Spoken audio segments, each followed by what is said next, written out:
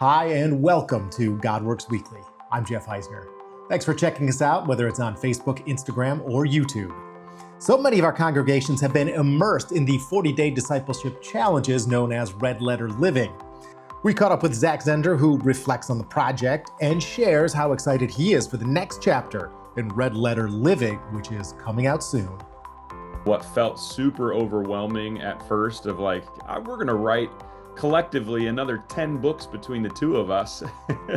The finish line is coming. So Jeff, to catch you up, we have Being Challenge, which is all about spiritual habits and disciplines, looking at what disciplines were in Jesus's life and challenging people to put those into practice.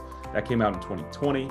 Forgiving Challenge came out a year later in 2021, which is all about receiving God's forgiveness and kind of the 5 phases that lead to freedom. Really helping people in their personal journey with forgiveness, believing that if they become more forgiven, they will be more forgiving of others. And Serving Challenge came out in 2023. How do we serve like Jesus? And it's been a really awesome thing for churches that want to boost their volunteer numbers. And then the last 2 years, we've been writing hard to come out with our newest book, Giving Challenge, all around generosity, the generosity of Jesus and how we can be generous. And so that's available for pre-order right now as we're timestamping this in June of 2025. But it'll be launching in October of 2025. And then, Jeff, we just got one more book to write, each of us, to finish out the series. And we'll do some sort of celebration at that point. We'll have much more with Zach in upcoming episodes. Just make sure to go to Concordia Market and search up Red Letter Living to find out more. In sports, I'm always impressed when a coach or player uses his platform to share more about his faith. When I was in Arizona working in the media, Kurt Warner was the Arizona Cardinals quarterback, and he would always bring his Bible to the podium when he would go on for press conferences. Well, there weren't too many others at that time that were willing to express their faith in that way. Things definitely seem to be changing right now. The University of Louisville made it to the College World Series, and you're going to have to listen to the Louisville Cardinals baseball coach. His name is Dan McDonnell. He talks about how reading the Bible every day has made all the difference in himself and the team. And in one sense, you say, well, just because you read the Bible doesn't mean you go to Omaha. But for me, it does. For me, it's what's in my heart. And it's how I can love on others and how I can treat others and how I can coach others. And I had to be prepared, even if we lost today, to kind of just share my journey, as people seem to be interested in, or I don't mind talking about it. And so, memorizing Psalm 23 and things of that nature that you're always praying and constantly you're just wanting to share your faith and what you're learning through walking with Jesus, and you just hope that you can encourage others. That's very cool. Kind of reminds me of a district president that I used to work with, Dave Davis, who trumpets reading the Bible every day for good reason. Dave, I think it's catching on.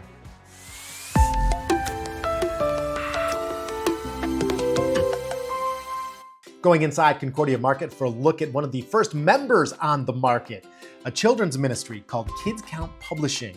Here's Hannah McLaughlin, who not only works for Kids Count now, she also went through the program. We are a curriculum and resource organization.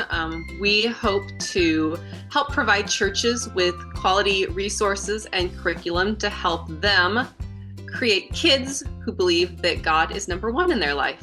One of our biggest curriculums is called Kingdom Quest, and Kingdom Quest is designed for all kids all the way down through 2 years old, all the way up through your middle school youth. So instead of just hearing the Bible story, we're going to do a fun game at the beginning. We're going to hear a puppet skit or do a dramatization of a Bible story.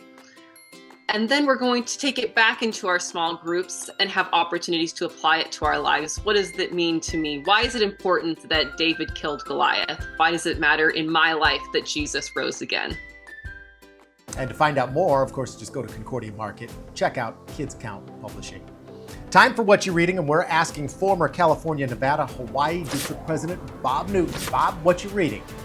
The Mission of God's People, I think it was called, very lay-oriented. And he's even got little videos with it, but he helps unpack it in a very normal way.